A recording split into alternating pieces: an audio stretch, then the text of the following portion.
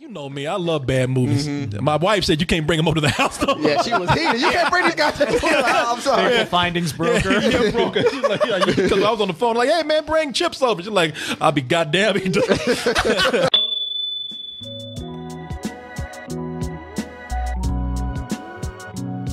go ahead then and get into Trailer Tuesday. And the first thing we have here, I think it's a trailer. It might be a teaser. I can't tell no more. I know. It might be a teaser for another trailer. I don't motion know. Poster. Yeah, motion poster. A new logo. A trailer for a teaser. Yeah. I don't know no more. But everybody's going crazy for this because this, whatever we have, is based on one of the most famous lines in movie history. I did not hit her. It's not true. It's bullshit. I did not hit her. I did not. Oh, hi, Mark. Yeah. 2003, The Room. Tommy Wiseau. Wiseau. Oh man, that lines like that have made this movie a shitty movie. A classic. I mean, right up there with the legit classics. Yeah. They say it's a masterpiece. Some have even said it's coined a new term, the disaster piece. And if you haven't seen The Room, it's been out since 2003. You need to watch it. Even though it looked like it was filmed in 1996. Yeah. Oh, I know, man. It really is, man. It's one of those, I mean, it's Ed Wood classic. I mean, it's right up there, memorable with legit classic movies. People love this. They have screenings for it. They have sing-alongs with it. It's like the new Rocky Horror Picture Show. Yeah, I feel like he's made millions of dollars throughout the years because of how bad this movie is. Oh, yeah, man. And that's why people were saying, all right, you know something? This movie, it's so brilliant. It is so amazing. But when you watch the film, you're only getting half the story. I want to know what happened behind the scenes. How did this happen in the first place? I mean, some people say it's a miracle of a film. They never got out there. It's a miracle. It's a miracle. So tell me more about this mysterious Tommy Wiseau and his feature film, The Room. Well, now, another fan out there, James Franco, said, I got y'all. You know what? Not only am I going to get this made, I'm going to direct it, and I have to do this. I have to be in it. A lot of people say don't direct and act at the same time, but James Franco said, I have to, because when I put that mop on my head, I look just like him. It must happen. So we have here the teaser, trailer, I don't know what the fuck it is, for James Franco in the Tommy Wiseau story, The Disaster Artist. Ready? And action. Bullshit. I did not hit her. I did not.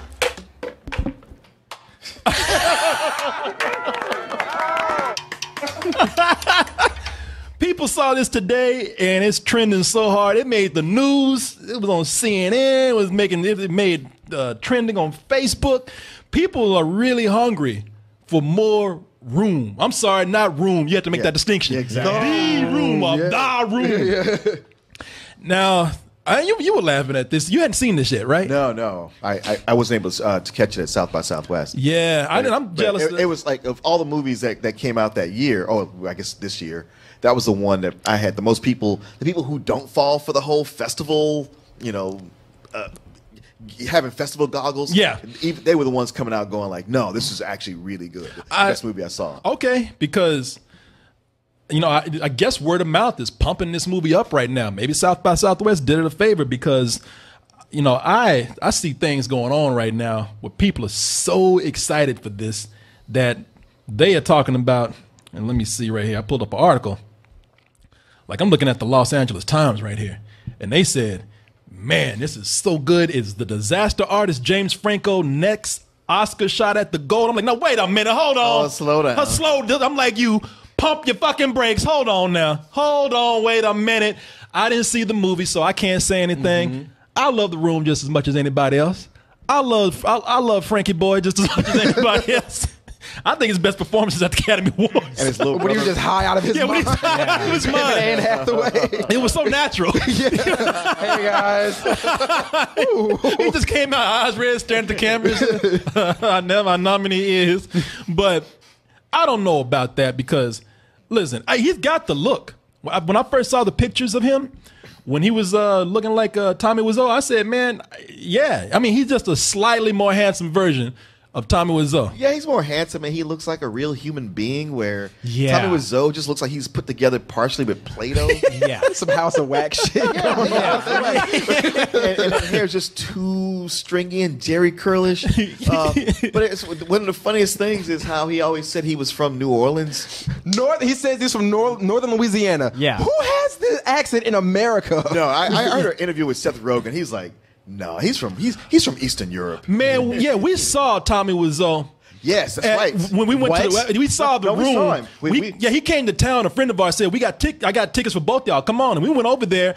And that's why, to this day, I'm going to give the man the benefit of the doubt. I said, this motherfucker is a marketing genius. I'm not buying this act. Well, I tell you, man, the whole time we were watching him with that, when he introduced the movie and did the Q&A, they did the Q&A first, and it was people who had clearly seen the movie and wanted to ask him laughing questions about it.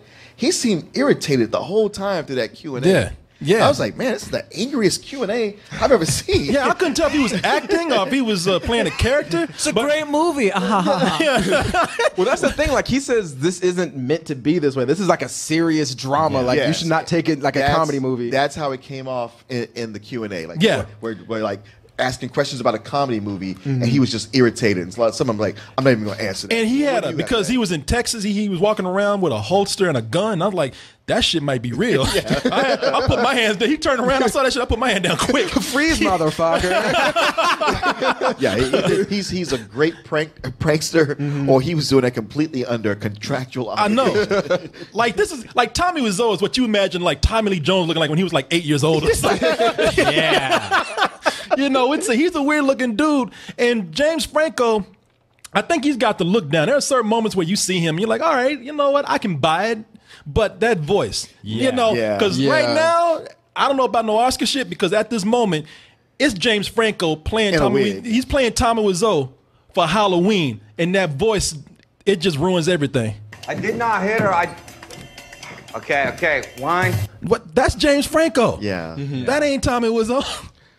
I'm hoping, and again, because this is some weird indie shit, which The Room was as well, is that they're doing this on purpose so it sounds bad. So when you actually go and see it, they actually put some effort into the voice being done right. Because I feel like I've heard Seth Rogen and James Franco talk about this movie all the time. So they have like a lot of passion for it. And to make this disaster artist movie, I feel like they're going to try to nail it as best that they can. And James Franco is probably going to get better with the voice as the movie comes out. I kept hearing how well he does the voice. So Okay. it's odd to see this. What'd you hear? Same. Well, also with the actual movie, The Room, there's a ton of ADR in it. Yeah. So they might make a point of showing that in this too, because I'd imagine those ADR sessions were hell to go through. Well, with Tommy shit, the Wiseau. way they were shooting this, it looked like it was hell. Yeah. Yeah, man. You know, his brother Dave. I don't know, for some reason you Dave. mean, Ray? Ray Franco. Dave Franco just looks funny to me, man. As the actor Mark, he don't look like him, and I don't want him to. Greg Sestero. What's his name? That's Greg Sestero. That's the actor's real name. I've watched this movie. This is the second most movie I've watched after I can Pee-wee's tell. Big Adventure. I love this movie, I'm man. shocked. You shouldn't be. How many times has he made you watch it? Oh, I watched this shit willingly. I love The Room. Come on, man. You remember your first time seeing The Room. You're like, what is going on? Yeah, I told you, everybody. That's the great thing about The Room. Everybody has their first time. It's like sex. Everybody has, and it's not good the first time. Everybody has their first room experience, or the room experience.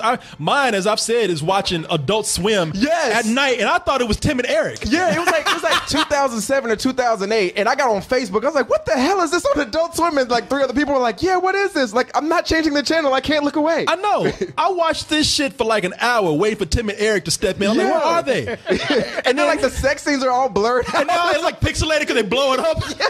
Yeah, man. I said, this is the longest fucking Tim and Eric show that I've seen on here. And then I realized it's April Fool's Yep. because they ran it in a loop all day. all day and all night. It's like, here, you're watching this whether you want to or not. I was like, where's Aquatine at? Yeah, exactly, man. And they kept putting up, and I don't know how many times they missed an order because they kept putting up the 1-800 number or whatever to order the movie. And a lot of people didn't try because they thought it was a gag. Right. You know, but that was my first first experience with it, and I loved it, man. Until it's, you know, Room fans start getting on my fucking nerves. But before that, you know, no, I mean present company excluded. You a fan, whether you want to or not. No, man, I love man. You know me, I love bad movies. My wife said you can't bring them over to the house though. Yeah, she was heated. You can't bring these guys to I'm sorry. Sample findings broker. Yeah, broker. She's like, because I was on the phone, like, hey man, bring chips over. She's like, I'll be goddamn. Yeah, but if he brings his little friend, she'll be all right. Yeah. Oh yeah. No. Your friend is cool, but now that you gave her one of her friends, Oh, really? yeah, she has no need for you anymore. She still ain't got the tools yet. I know. Believe me, she thought about that. Oh yeah, I know. I told him to fuck off. Oops. But you know, here's the other thing about this, man. My worry, and I guess I shouldn't because a lot of people are saying it's great, but I'm not gonna go by a festival. I'm sorry, I have to. No, see it I myself. get you. But you like the interview. Well, the interview. Oh, the movie. Yeah. The interview. Yeah. No, I did. There's a lot of things, but I see that excluding what the word of mouth for things. You know. Right, but it's the same guys who did that. So I'm sure if you like the interview, you probably like this as well. Yeah, man, y'all know me. I love Seth Rogen and Friends. You know, Franco and Friends. I love them. But my worry is, okay, yeah, I do. I love The Room because I love bad movies. Right. Why? Because bad movies, they're hard to top. Incompetence is comedy in its purest form sometimes. Well, it's good when a movie is bad and it's in earnest, where they tried their best and didn't have the talent or the money, and it comes out bad. Man, that's yeah, good. yeah. It's just when somebody makes a bad movie on purpose, where I'm like, get the fuck out of No, here. and that's what I'm saying. Don't do that shit on purpose. Stupidity is sometimes the purest form of comedy. That's comedy from the heart, Right. You know, and I appreciate that. And like you said, don't make something that's bad on purpose to try to stop the pure stuff. And that's what I'm afraid about with this.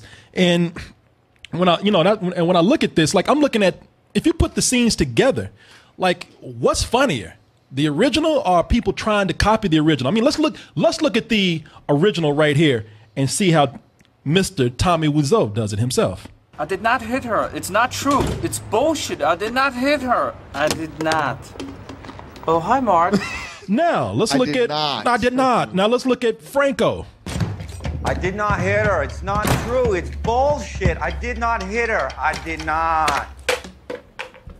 Oh, hi, Mark. You know, don't touch the original. You know what I think's going to happen with this, and I probably shouldn't keep hyping it up more, but I feel like there's a lot of stuff that happened behind the scenes, and I think there was a book written about it, about how bad like everything was going. That's and how what this is based on. Yeah, so like I feel like they're going to show a lot of stuff behind the scenes that we don't know about, and then they're going to put moments of the movie, like the iconic moments, in there. So you're like, oh, okay, that's where this came from, and that's what led up to this. Yeah, and you know, side by side comparison like that, the original's funnier.